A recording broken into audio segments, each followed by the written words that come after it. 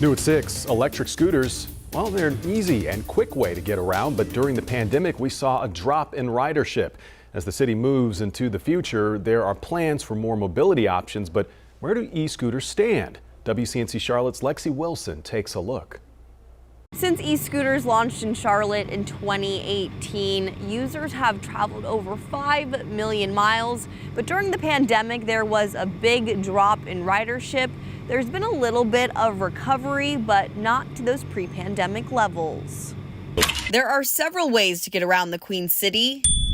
E-scooters have always been among the more controversial options, some calling it the travel trend of the past. I think they're overpriced. I would rather walk and or run and or skateboard. According to city data, in the first 11 months of 2022, Charlotte riders took around 875,000 scooter trips. That's about 30% fewer rides compared to 2019. I've actually never ridden one before.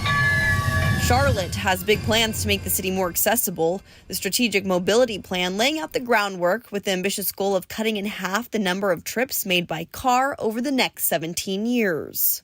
We are going to need to change, and change is hard, especially in a scale this large. Eric Zaverl, the urban design specialist for Sustain Charlotte, says lower ridership or not, all transportation options are critical. If we're going to be able to reduce those car trips down to 50%, we're going to need every sort of mode imaginable. Meanwhile, some residents like to zoom by. I actually really enjoy them. And scooter company Lime says they're here to stay.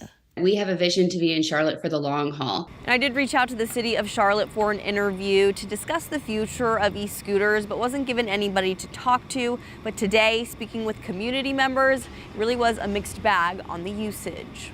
Reporting in South End for WCNC Charlotte, I'm Lexi Wilson.